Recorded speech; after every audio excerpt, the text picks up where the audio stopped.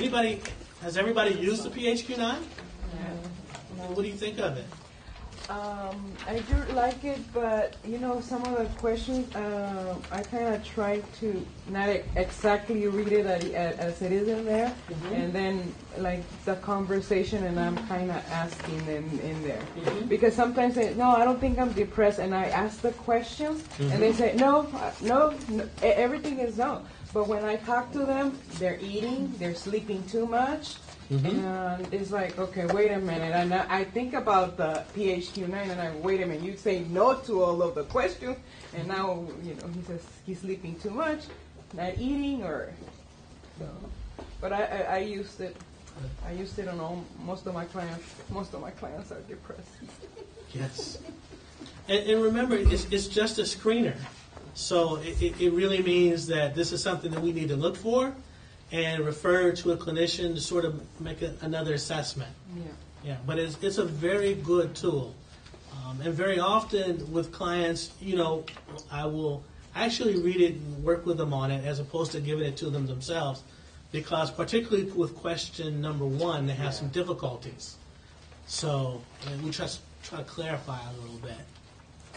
I'm kind of touching on what she said, because I kind of felt this. I haven't actually used it, but just kind of reading it. Like the clients that I work with, if you ask them, are you having trouble sleeping, or are you sleeping too much? They'll tell you no, because they don't know. I work with teens. A lot of them don't know how to gauge what's too much, what is overeating. Well, because according to that, they eat like their families, and most of their families, especially a lot of them. I work with clients that are on CalWorks. A lot of them eat a lot. Like they tend to eat a lot of junk food and things like that. So to them, that's not overeating, or sleeping for 12 hours isn't too much sleep to them. So is it okay, even if we're using this to kind of rephrase? Like I'm gonna ask them. So they're saying, are you sleeping too much? How much do you sleep?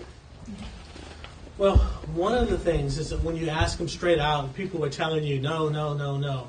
But as you know, in all of your work, when you have that conversation, that dialogue, they're telling you something different. And so you can go back and clarify. Well, wait a minute.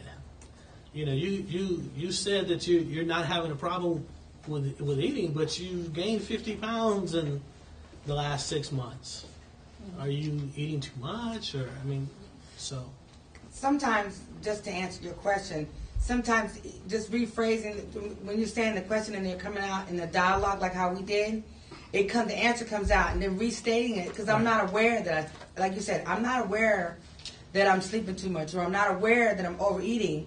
But when I'm having a conversation and it's brought up that now, dang, I didn't realize it's been that long since I went swimming again. Right. And then he restates it again. So then, are you having trouble sleeping, or are you, because then it pops up that maybe I am having a problem.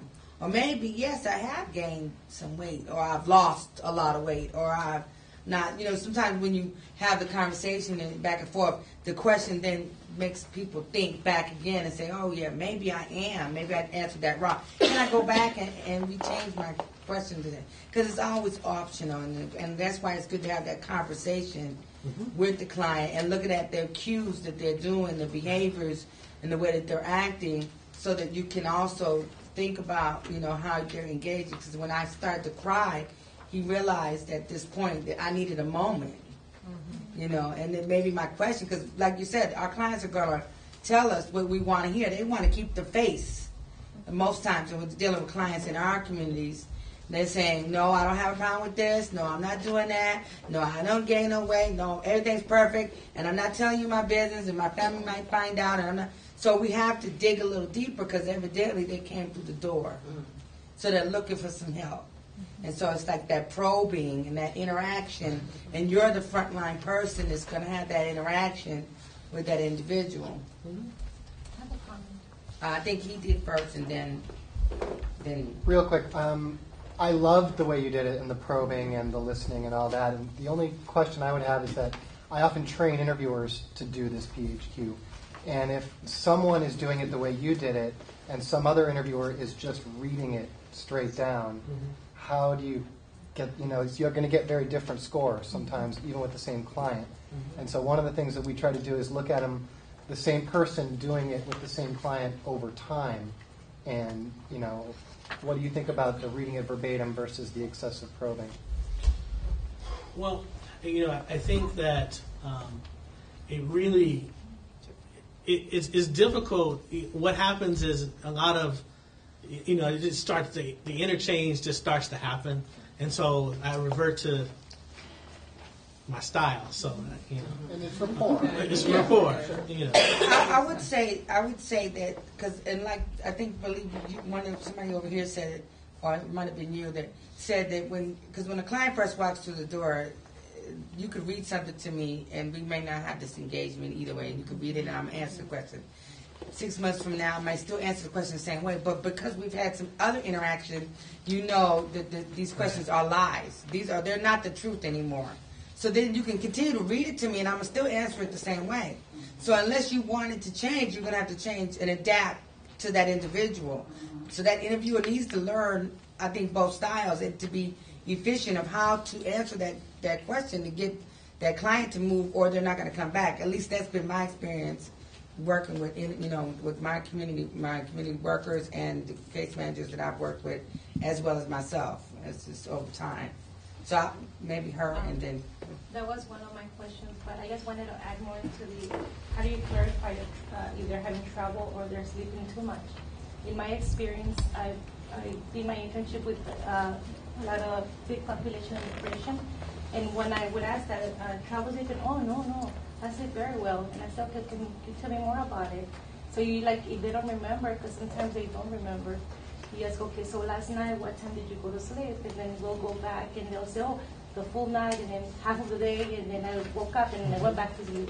Okay, so then, that's how I was able to clarify that. Because when they say no, yeah, they just want to clarify that, that you're getting the answer that you need for that. I have trouble on the things like several days, how many days, and then I said I kind of have to clarify that it's in the past 2 weeks, because they say, oh, it's like last year, 2 years. They put it like all the way in the back, and it's like I said, no, we're gonna just do this week in the past 2 weeks, and I even give the date sometimes. And if I read the question exactly on the book, sometimes I don't have they always say no. But when I kind of, not trick them, but I kind of ask them like a nice conversation, and I'm looking at it, and I'm asking, and then I said, well, it's like so many days, and like the conversation, and like disguising the questions, although I'm asking the questions. I think I have better results disguising the questions and specify, make sure that it's the past 2 weeks, not like 3 or 4 years ago. Right. I think we had a I had a question about the scoring card. How do you know, like he said, he added up your score and it was a 24. Like, how do you know that means she depresses it? Because of the columns? Right. They're labeled at the top, or is that one? It's in here. What you want to do is you want to go through, even I grabbed the Spanish version, and you want to go through and add up each column, even the zeros. And the reason why I suggest doing that, because it's very easy in a hurry to get sort of turned around, and then you can add them across in your total. Okay. I think 0 to 4 they're okay. 5 to 7 is mild. 5 to 9. 10 and above, moderate. Above 20, then if you notice that we want her to talk to somebody today. Which one is today? Right. Or a positive question number 9. I'm having thoughts of hurting myself or being better off dead.